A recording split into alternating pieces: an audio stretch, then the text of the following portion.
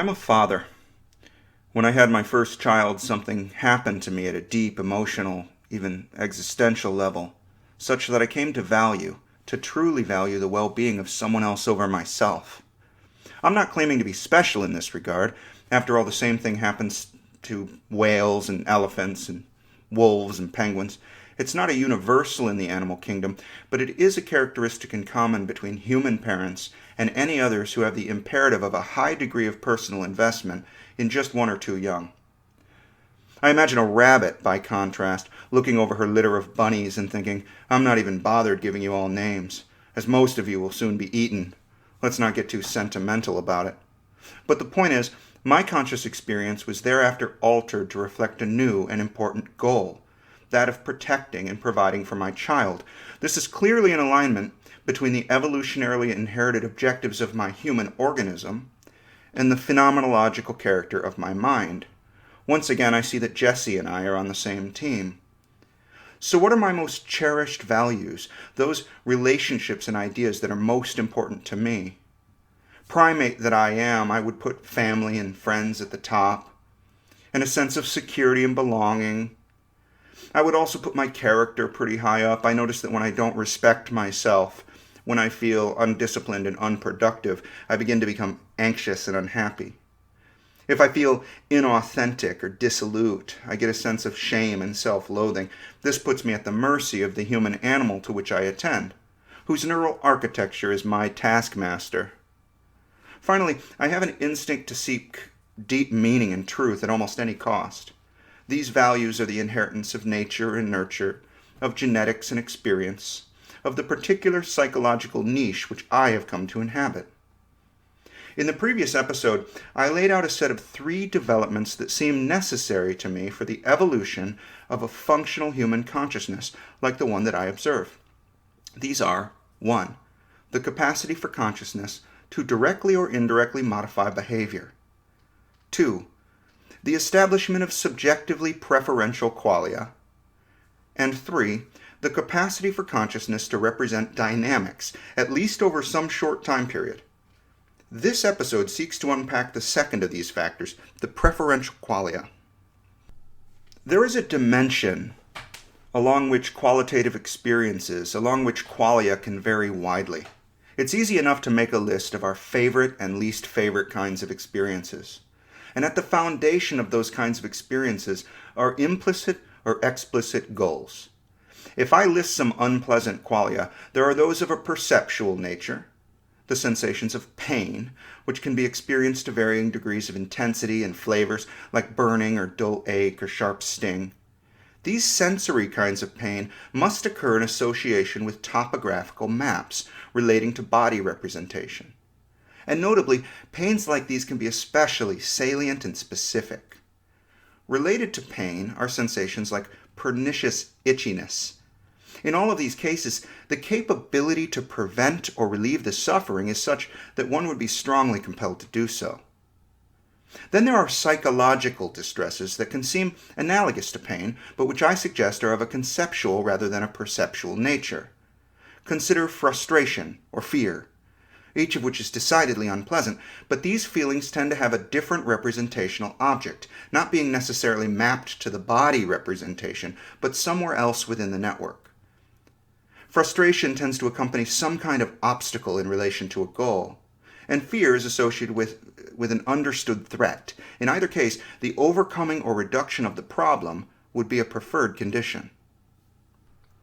What about grief or shame? Each of these horrendous conditions serves to underline the importance of preventing them from returning, of placing a high conscious cost on certain kinds of outcomes. The commonality among all of the unpleasant types of qualia that I have mentioned here seems to be that we, the conscious minds of human organisms, are susceptible to torture and punishment, which establishes the automatic goal to avoid, reduce, or overcome. This aligns our values. Fortunately, on the flip side, there are a plethora of pleasant experiences available to the human mind. These range from good taste to gentle touches, massage, orgasm. These examples tend to occur upon the topographically mapped body representation. Pleasant qualia come in a variety of psychological forms as well: relief, satisfaction, pride, aspiration, love, all kinds of pleasant qualia function as rewards for the accomplishment of implicit and explicit goals. What are the fundamental human goals? Abraham Maslow described a hierarchy of human needs in a 1943 paper in the Psychological Review. He briefly summarized them in this statement, quote, "There are at least 5 sets of goals which we may call basic needs. These are briefly physiological, safety, love, esteem, and self-actualization. In addition, we are motivated by the desire to achieve or maintain the various conditions upon which these basic satisfactions rest, and by certain more intellectual desires." Unquote. If Maslow's or any psychological theory of motivation is even rational, a functional conscious mind is required to be motivated. The spectrum of pleasant and unpleasant qualitative experiences that compose our conscious lives seem designed to make motivation a plausible and powerful force in human behaviors. Zombies aren't motivated. Negative and positive qualia of various kinds are amenable to being thought of in opposition to one another. Shame is often the opposite of pride. Relief comes with the cessation of fear. For conscious will to be an effective executive, it helps to have perceptual and conceptual contents which make sense from its point of view under a regime in which the accomplishment of goals is aligned with positive and negative mechanisms or motivation. It seems to me that conscious contents come in 2 broad varieties, those that are descriptive and those that are endowed with value. The whole conscious experience, if it is to be maximally informational and adaptive, will be a composition of dynamic contents that can quickly be assessed in terms of goals. What is in my immediate personal, social, and conceptual environment? How might it be a threat against my goals? And how might it present an opportunity to achieve my goals?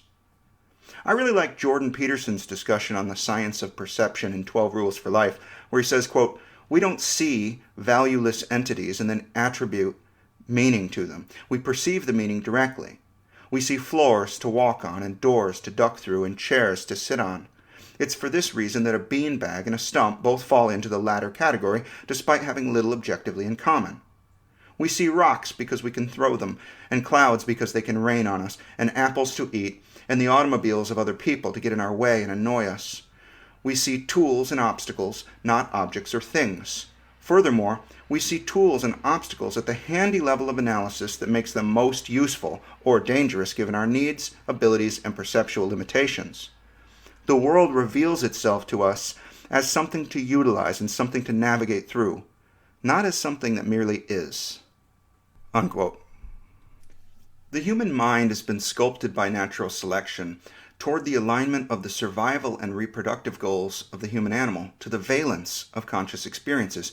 In context, our mental nature is to pursue and maximize positive qualia and to avoid and minimize negative qualia. I suggest that this is the nature of every evolved and consciously empowered species on Earth. Biology in these animals has outsourced to the conscious will that complex integrated nervous systems produce important executive functions. This is a high-risk strategy since it might lead to unreliability of correct adaptive behaviors, but the expense is paid by the massive improvement in the behavioral repertoire. Complex goals can be accomplished that would have been entirely unknown to the ancestral environment. Witness that human beings build new inventions and technologies that radically solve problems in survival and prosperity. We have unlocked in these accomplishments new goals that could not have been predicted in former times. Yet in the end, these new goals are ultimately elaborations on pre-existing, more fundamental ones. Have you ever watched a troop of chimpanzees? They utilize at least a few handy and intelligent techniques for achieving their goals. For example, they position nuts on fallen logs, which they straddle, and then they crack the nuts with large rocks. And they break off sections of sticks, which they coat with saliva, and insert into holes to collect insects. They can be taught other techniques which, to the extent that they produce food rewards, they will apply in order to reach the goal. Even rodents can be taught to do various tasks in order to get a reward. Human cultures have made this into an art form, to the point of entire systems of economics in which we all participate. We have a capacity to make sacrifices in the present for the realization of our goals in the future. This is analogous to accruing interest on our present behavior. It is the capacity that we use when we till the soil, and sow our seeds, when we fence in the land to keep in the herds, when we master our niches in the division of labor. The thalamocortical system, with its hierarchical and topographical organization, keeps the mind on a tight leash. I observe that I am often engaged in a kind of personal warfare with the limitations of my organism. This occurs naturally enough because I have conflicting goals. Even if I am confidently justified in believing them to be in my best interest, I have no means of negotiating directly with the neural networks that produce my qualia.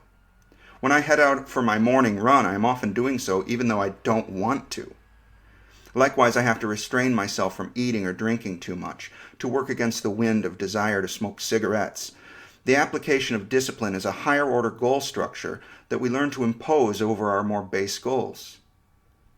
William James discussed conflicting goals in The Principles of Psychology, in which he wrote, quote, "We know what it is to get out of bed on a freezing morning in a room without a fire, and how the very vital principle within us protests against the ordeal.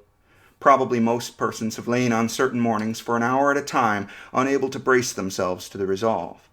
We think how late we shall be, how the duties of the day will suffer. We say, 'I must get up, this is ignominious,' etc. But still the warm couch feels too delicious, the cold outside too cruel, and the resolution faints away and postpones itself again and again, just as it seemed on the verge of bursting the resistance and passing over into the decisive act." Unquote.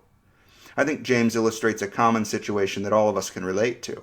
It's strange the way we have to negotiate with ourselves to overcome our own natures, even when we know what we are trying to do is for the best. But I think it is best understood as a fundamental level of implicit goals that are established in our evolution. These goals need not be known or appreciated at a conscious level. We serve them all the time, whether we like it or not. Avoid pain, seek pleasure. But we, like James, encounter situations in which these goals are directly at odds with our higher, explicit goals. The following is from the Meditations of Marcus Aurelius. Quote, "At break of day, when you are reluctant to get up, have this thought ready to mind. I am getting up for a man's work. Do I still then resent it? If I am going out to do what I was born for, the purpose for which I was brought into the world, or was I created to wrap myself in blankets and keep warm? But this is more pleasant. Were you then born for pleasure? All for feeling, not for action? Can you not see plants, birds, ants, spiders, bees, all doing their own work, each helping in their own way to order the world, and then you do not want to do the work of a human being? You do not hurry to the demands of your own nature.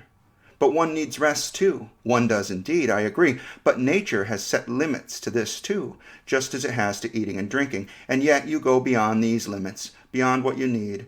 Not in your actions, though, not any longer. Here you stay below your capability." Unquote. Marcus Aurelius was writing for himself, not for an audience. He was, right there on the page, engaging in an argument with himself about the need to achieve his higher, explicit goals at the expense of his lower goals.